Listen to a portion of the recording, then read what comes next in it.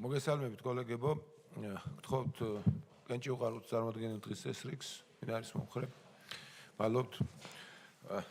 დღეს გვაქვს ორი საკითხი განსახილველად. პირველი გახლავთ საქართველოს მთავრობის მიერ საკანონმდებლო ინიციატივის წესით წარმოდგენილი საქართველოს კანონპროექტი ლატარიების, აზარტული და მომგებიანი თამაშების მოწყობის შესახებ საქართველოს კანონში ცვლილების შეტანის თაობაზე და ლიცენზიებისა და ნებართვების შესახებ საქართველოს კანონში ცვლილების შეტანის თაობაზე. მოხსენებელი საქართველოს ფინანსთა მინისტრის მოადგილე ბატონი მიხეილ დუნდუა. გისმენთ ბატონო მიხეილ. დიდი მადლობა. პირველი მოსმენით განხილვისათვის წარმოგიდგენთ ლატარიების, აზარტული და მომგებიანი თამაშების მოწყობის შესახებ საქართველოს კანონში ცვლილების შესახებ საქართველოს კანონის პროექტს. ამ პროექტის მომზადების წინაპირობას წარმოადგენს სანებართვო პირობების დარღვევის შემთხვევების გახშირება და არსებული სანქციების არასაკმარისი ეფექტიანობა. ამჟამად მოქმედი ჯარიმების ოდენება ვერ ასრულებს რეალურ შემოაკავებელ ფუნქციას, ვერ უზრუნველყოფს რისკების ეფექტიან პრევენციას და შესაბამისად ნებართვის მფლობელებისათვის, ორგანიზატორებისათვის, ხშირ შემთხვევაში ფინანსურად უფრო მიზანშეწონილია სანებართვო პირობების დარღვევა და შემდგომი ჯარიმის გადახდა, ვიდრე დადგენილი მოთხოვნების სრული დაცვა.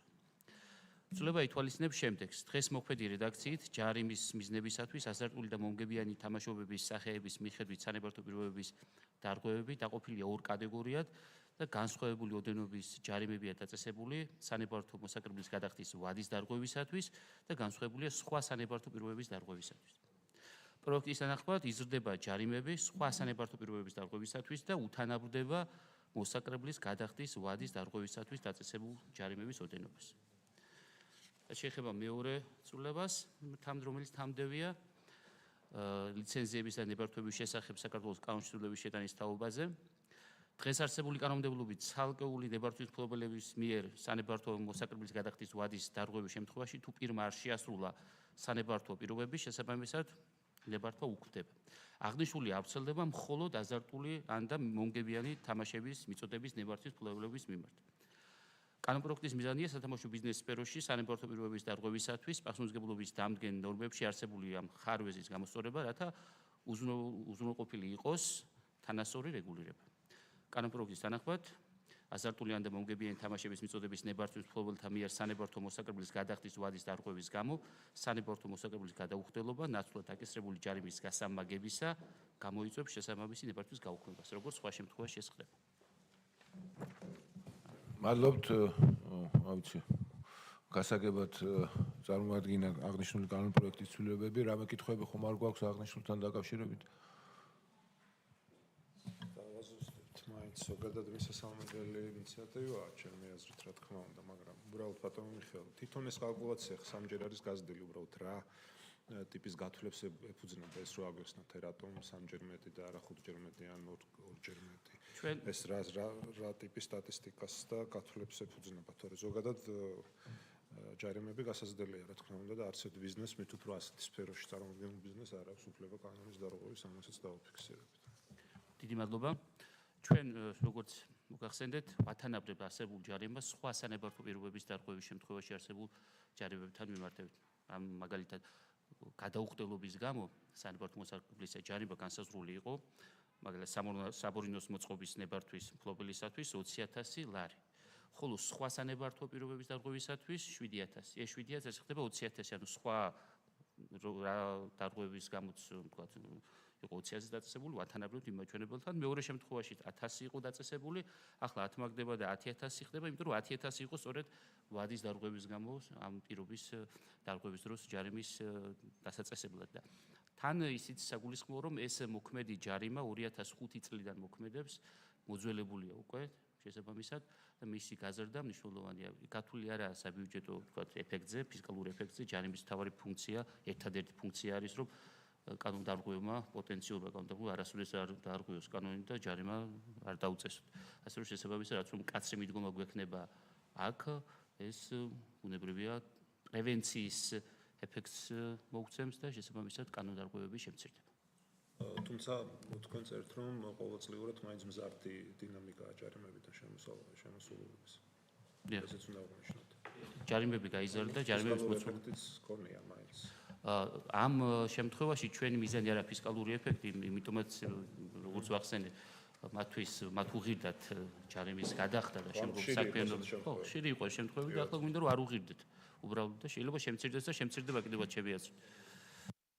თუ არ შემცირდება, გავსდით კიდევ და გავტესტავთ ახლა მოდელს როგორ იმუშავებს, თუ კი შემცირდება, შესაბამისად ეს იმას ნიშნავს, რომ სწორი ცვლილებები მივიღეთ და თუ საჭირო გახდება, კიდევ უფრო გავამკაცრებთ. გთხოვთ კოლეგებო, დიახ. იგი ისმენ.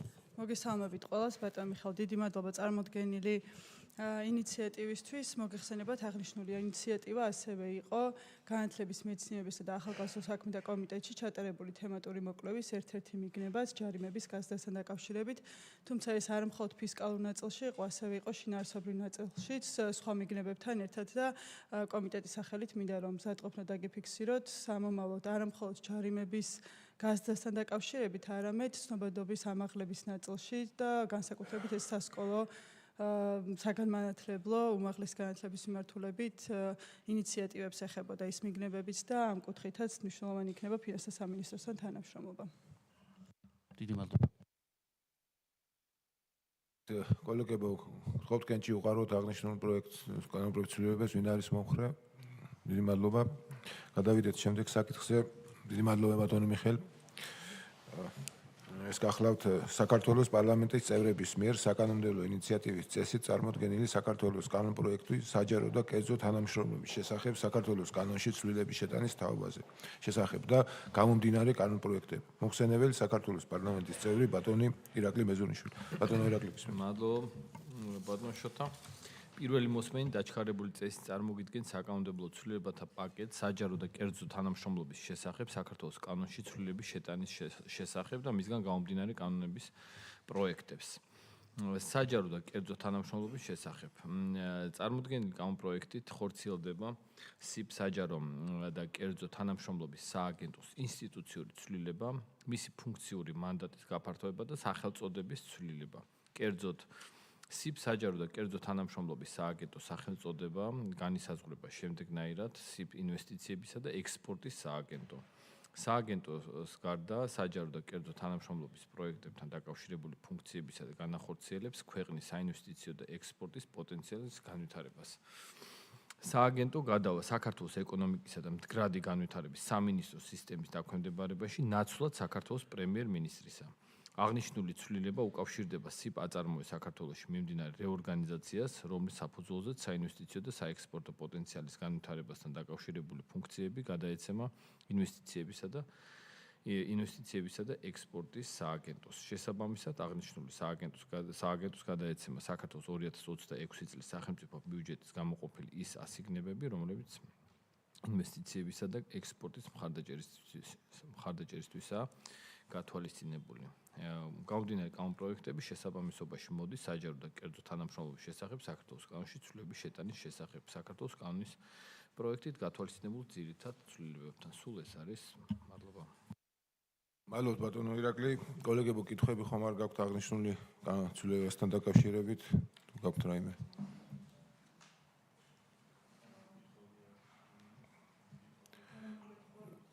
დავიც გასაგებად თქვა, მაგრამ კიდევ ბატონ მიხეილსაც ვთქვათ, რომ შეიძლება აქ სახელმწიფოებასთან არის დაკავშირებული აღნიშნული კანონპროექტის ცვლილება და მეორე არის, რომ ის ფუნქციები, რაც ჰქონდა აწარმოეს საქართველოს, გადადის ახალ სტრუქტურაში, ეს გასაგები არ ვიცი, თუ რამე დაზუსტება გინდათ, არის ის ცვლილება, რომ პრემიერ-მინისტრთან დაქვემდებარებაში და ეხლა გადადის უკვე ეკონომიკის სამინისტროს დაქვემდებარებაში.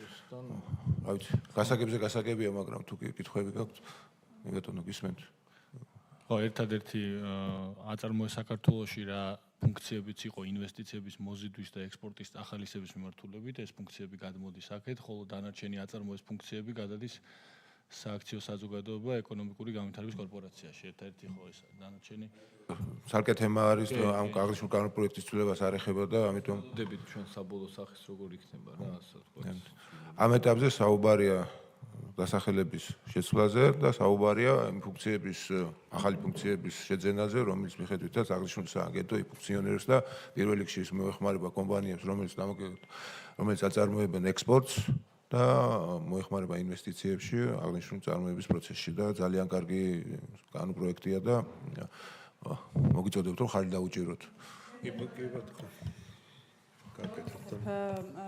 ესე იგი ისტორიას რო გადავხედოთ, რეალურად ეს ფუნქციები, ინვესტიციების ნაწილი იყო ატანილი პრემიერ-მინისტრთან იმ შინაარსით, რომ ამ თემატიკას უფრო რაღაცა მაღალი ის შეძენოდა და პრემიერ-მინისტრის დონეზე ყოფილიყო და თუნდაც ინვესტორებთან საუბრისას რანგირებით ვინც იყო მომლაპარაკებელი ყოფილიყო ალბათ პრემიერის ქვეშ. ამას ალბათ თვითონ რაღაცა ფუნქციურად რაიმე პრობლემატიკა არ შეექმნება. პირიქით მე მგონი რომ კოორდინაციის კუთხით უფრო სწორი დაგეგმარება იქნება.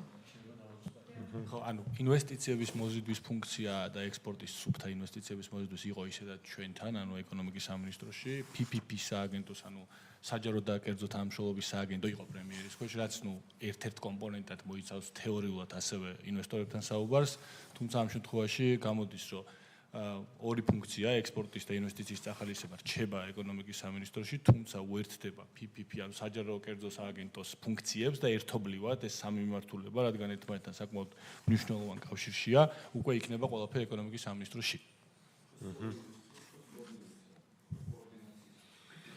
კი ბატონო, მე ხარს უჭერ უბრალოდ ერთი მიხეილთან მოხსეს, რომ დაგვიზუსტოთ გარდა ამ ცვლილებისა, ხომ მარტო სახელის ცვლილება, მე მგონი არ არის საკმარისი. თავად შიგნით თუ იგეგმება რეორგანიზაცია, მენეჯმენტი იგივე რჩება, სტრუქტურა იცვლება, არ იცვლება, იმიტომ რომ ხა ინვესტიციების მოზიდვა ძალიან ესეთ საპასუხისმგებლო მიმართულებაა. ეხლა მესმის ამ ცვლილებას პირდაპირ არ უკავშირდება, მაგრამ ის რომ გაგვარკვიოთ, რას აპირებთ აქ.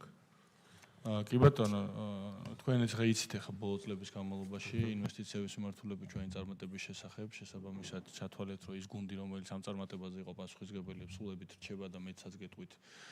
როდესაც უკვე სააგენტოს ეკნება ცალკე ფუნქცია, ანუ აღარ იქნება თქვა აწარმოესთან ერთად, სადაც ბევრად დიდი ბიუჯეტურად თემები ტრიალებდა, მეტი კონცენტრაცია იქნება ინვესტიციის მოზიდვის საკითხზე. თქვენ ნახეთ პრემიერ-მინისტრის და მინისტრის პოზიცია ამ თემასთან დაკავშირებით დაგეგმილია ძალიან ბევრად უფრო დიდი მასშტაბით ამ საკითხებზე მუშაობა.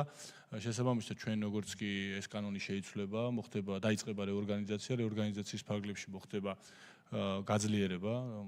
ზოგიერთ დეპარტამენტში შემთხვევაში რაოდენობრივი, ზოგიერთ დეპარტამენტში ხარისხობრივი და შესაბამისად თუ ჩვენ აქამდე თქვა შევძველით დღემდე მაგალითად ჩვენ შეგვიძლია თქვა ციფრები დაახლოებით 6 მილიარდ ნახევრის ინვესტიციის მოზიდვა თუ ჩავთვლით ასევე იმ ახალ პროექტს რომელიც მოგეხსენებათ, რა თქმა უნდა ჩვენ უკვე საზოგადოებასთან ერთად წარვადგენთ ახალ პრეზენტაციას, რა არის შემდეგი 3-4 წლის გეგმა და ავიღებთ ახალ ესე ვთქვათ მაჩვენებლებს და ყველანაირად შევეცდებით რომ ახალ რეკორდებსაც მივაღწიოთ.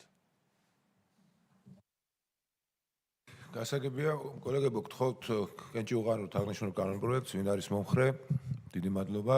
დღეს 100%-იანი ხადაჭერა გვაქვს, ყველას დიდი მადლობა. წარმატებულ კვირას გისურვებთ.